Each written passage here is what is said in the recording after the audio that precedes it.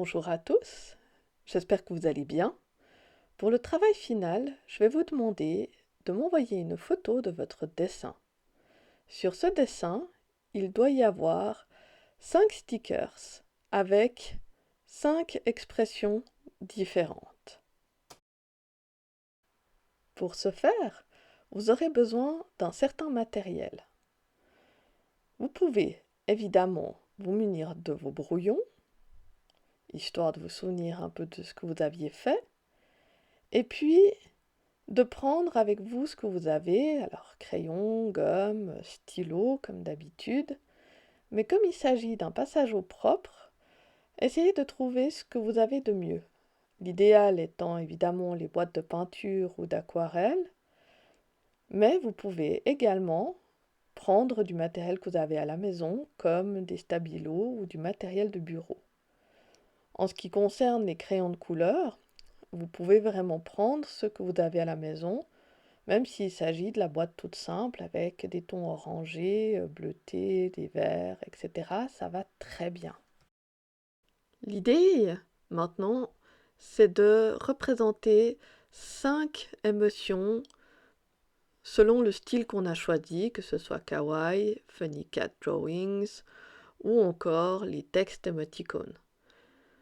Là, je vais commencer avec les textes émoticônes. Ce que je vous conseille de faire, c'est de noter les expressions qui vous intéresseraient. C'est pas une étape obligatoire, mais ça peut aider. Alors, allons-y, qu'est-ce que je pourrais choisir? Joyeux, par exemple. Pensif. Qui pleure, pourquoi pas. En colère, évidemment. Et puis, blasé. Voilà. 1, 2, 3, 4, 5. Je vais commencer par faire des croquis, mais des croquis soignés cette fois-ci. Je vais faire mon personnage pensif, donc je lui ajoute sa petite bulle avec ses 3 petits points. Soit je le laisse comme ça, soit je lui ajoute des détails ou l'adapte à un style, par exemple un petit chien, ça peut être sympa, histoire de le rendre un tout petit peu plus intéressant que juste 2 parenthèses avec des points. Je peux adapter le style aussi de l'émoticône à un personnage que je crée de toutes pièces, ici le petit chien, auquel j'ajoute juste le visage du style émoticône texte. Ça peut être pas mal, soit comme ça, soit carrément de l'adapter à des objets du quotidien. Ici, je dessine ma jolie tasse licorne que j'ai sur mon bureau, mais au lieu de lui mettre le visage sur la licorne, je le mets sur la tasse elle-même. Je fais aussi l'ordinateur. C'est un chouette objet à rendre en sticker, assez facile à faire, surtout quand on le simplifie, avec juste ses 2 yeux et une petite bouche. Ensuite, pour le style Funny Cat Drawings, ce qui est intéressant, c'est de garder ce que la photo a pris, comme le cas du chat un peu asticot que j'ai pris comme modèle un peu avant. L'idée est vraiment de rester dans un style de dessin basique. Quelque part, plus c'est simple, plus c'est moche, plus c'est drôle. Donc n'hésitez pas à faire des essais dans diverses positions, avec diverses expressions. Donnez-lui l'occasion de tenir des objets, ici des tasses de thé, etc., etc. Là, j'ai repris le chat que j'avais fait au tout début. Je lui change juste les yeux.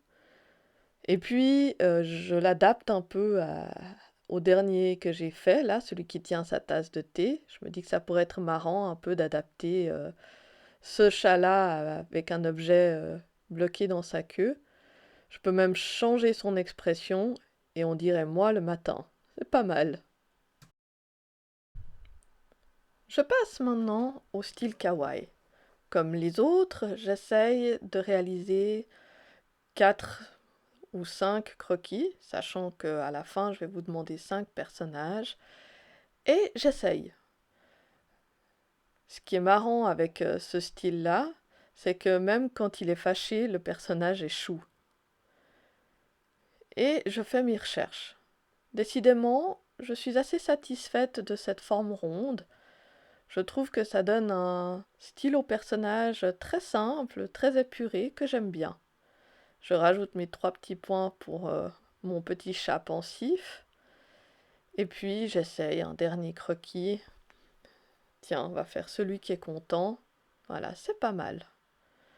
Je regarde ensuite mes autres croquis et je choisis. Pour ma part, je vais partir sur le kawaii. Maintenant, le passage au propre.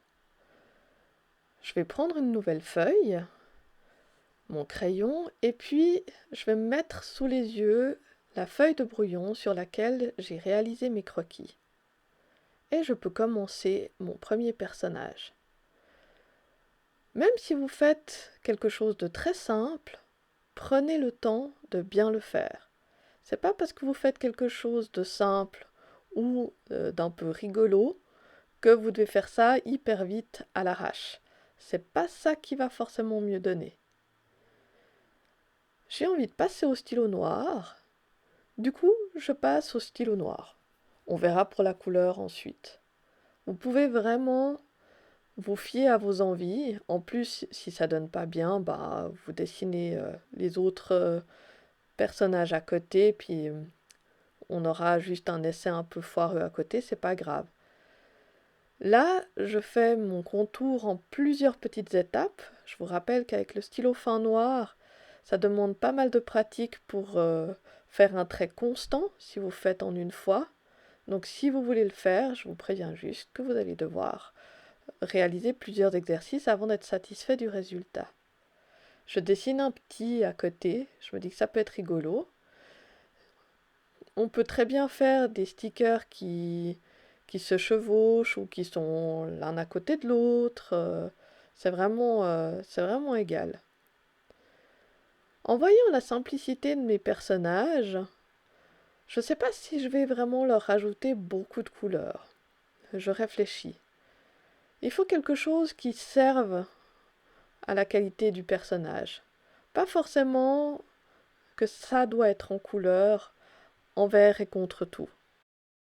Au stylo noir, comme ça, je suis très contente. J'aime bien, je trouve que ça colle bien au style.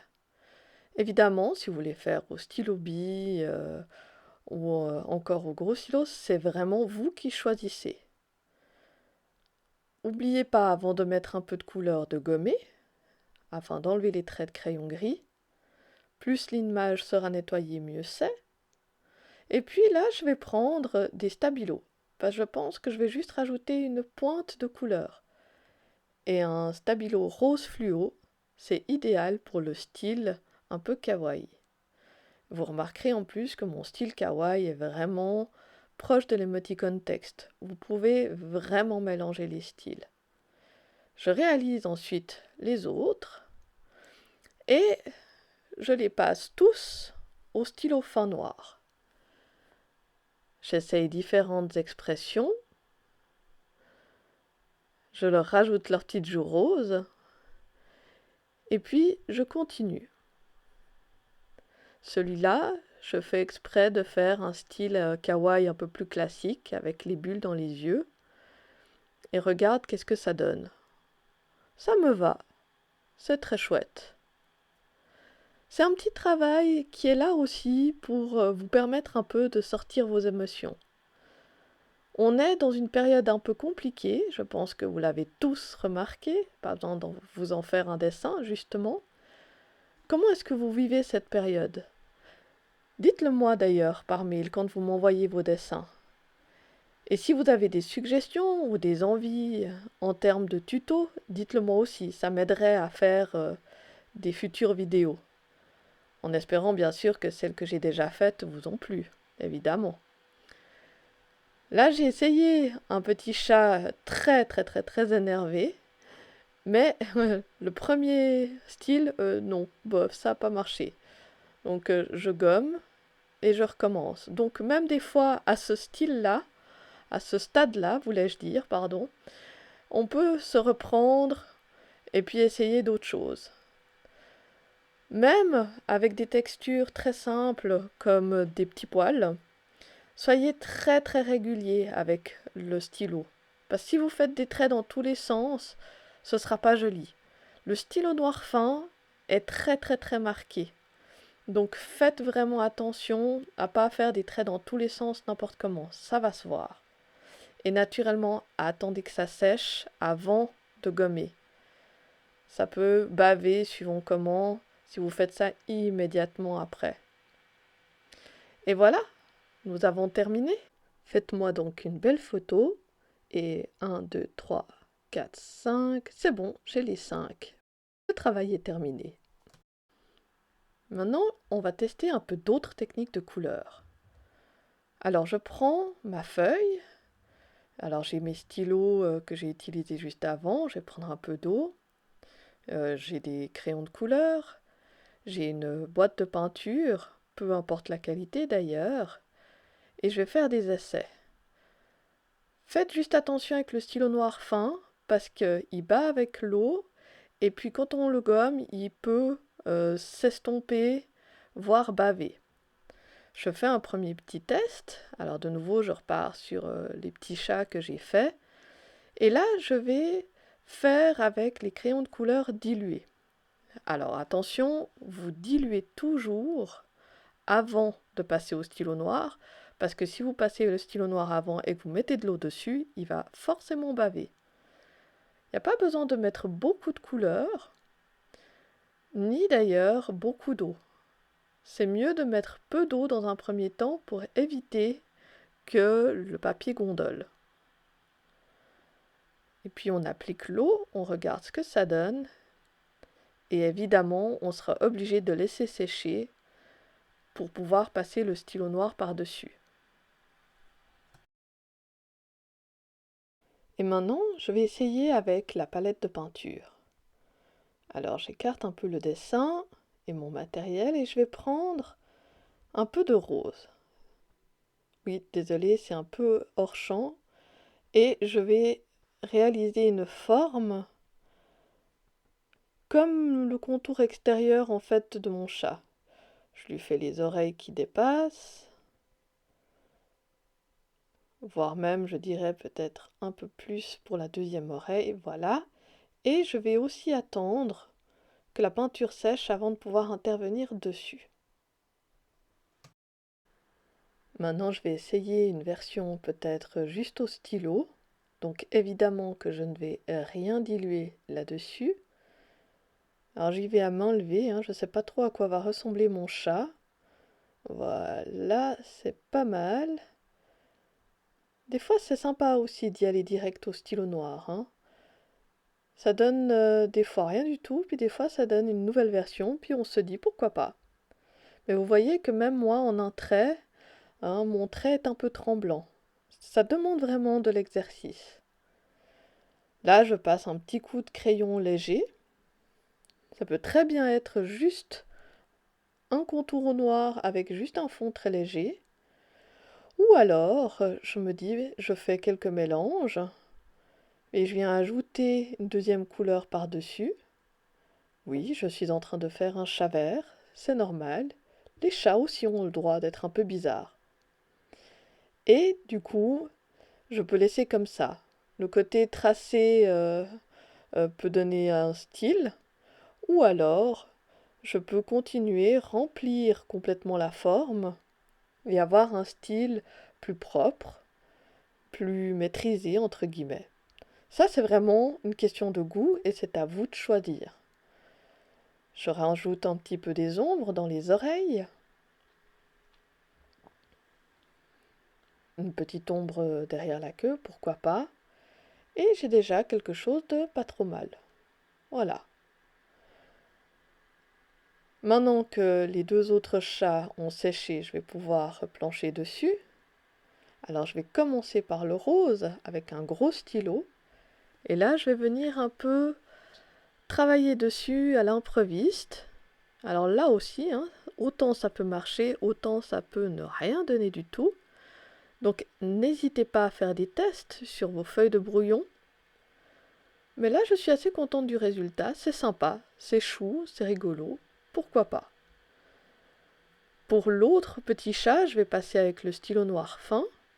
Alors, juste un commentaire ici, si vous effacez le crayon gris, ailleurs que sous le crayon, ça va s'effacer. Par contre, sous le crayon de couleur qui a été dilué, la plupart du temps, ça ne s'efface pas. Donc, avant de passer au crayon de couleur et le diluer, n'hésitez pas à gommer les traits de crayon qui seraient en trop. Sinon, on va toujours les voir. Là, je donne un dernier petit coup de gomme. Et puis, je regarde. Je vais lui rajouter des petites joues roses fluo. Ouais, bon, c'est pas top, mais pourquoi pas. Et puis, j'ai là, comme ça, une petite gamme de tests. Donc c'est vraiment à vous d'essayer vos propres trucs.